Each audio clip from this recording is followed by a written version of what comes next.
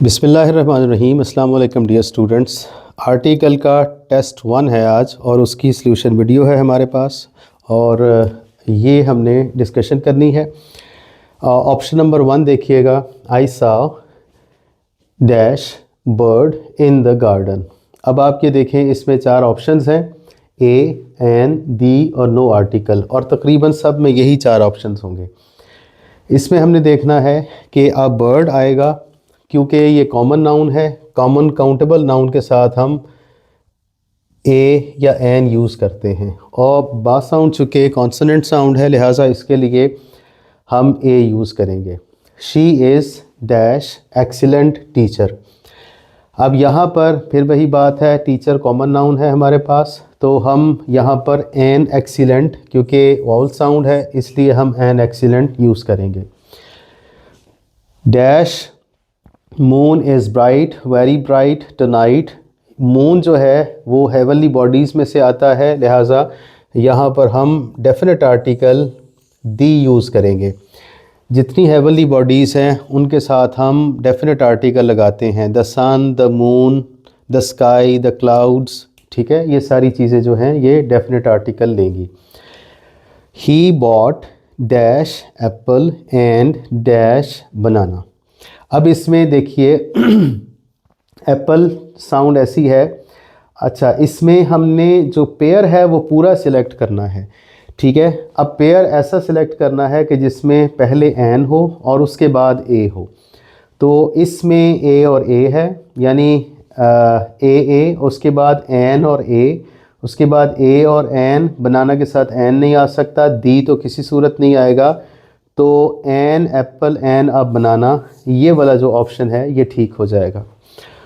उसके बाद है जी option number 5, Nile is the longest river in Africa.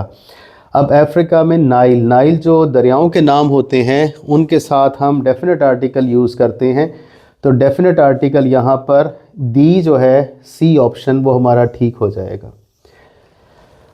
I need number 6, I need an umbrella because it's raining. ये भी हमारा वाउल साउंड से शुरू हो रहा है, तो एन अम्ब्रेला आएगा, और अम्ब्रेला एक कॉमन नाउन है लिहाजा ए या एन आ सकता है और यहाँ पे एन आएगा। Book on the table is mine.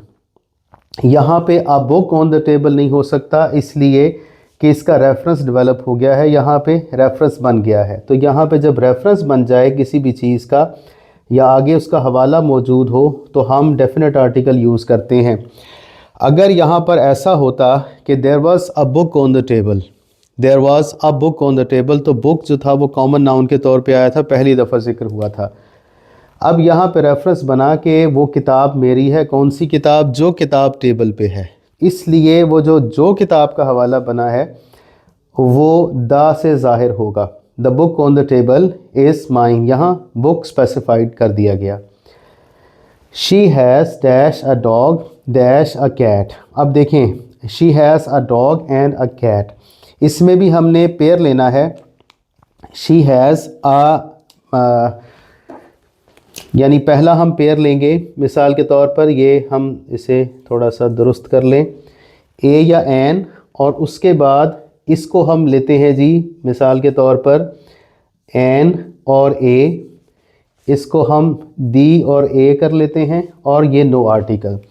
अब हमने यहाँ पर जो कॉमन नाउन है वो देखना है, she has a dog and a cat, तो इसमें दोनों तरफ जो है वो ए आना चाहिए, तो बी ऑप्शन हमारा ठीक बनेगा।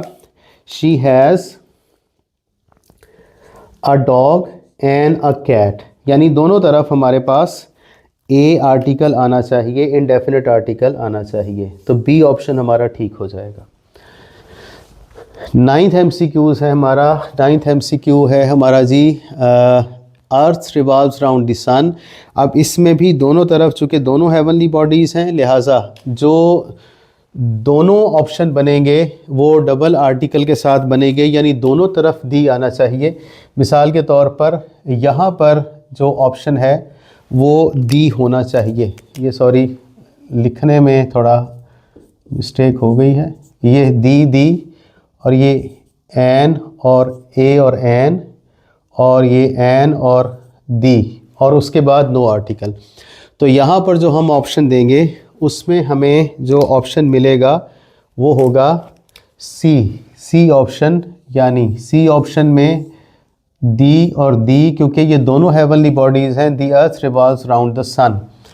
और आखिरी में है he wants to become an engineer, तो यहाँ पे एन ऑप्शन ठीक होगा, क्योंकि वो एक इंजीनियर बनना चाहता है। वाउल साउंड है, वाउल साउंड के साथ एन आएगा। ये हमारे 10 ऑप्शन थे आर्टिकल के टेस्ट 1 के। टेस्ट 2 के अगले 10 ऑप्शंस के साथ हाज़िर होंगे अगली वीडियो में। Thank you very much. अल्लाह हाफिज़।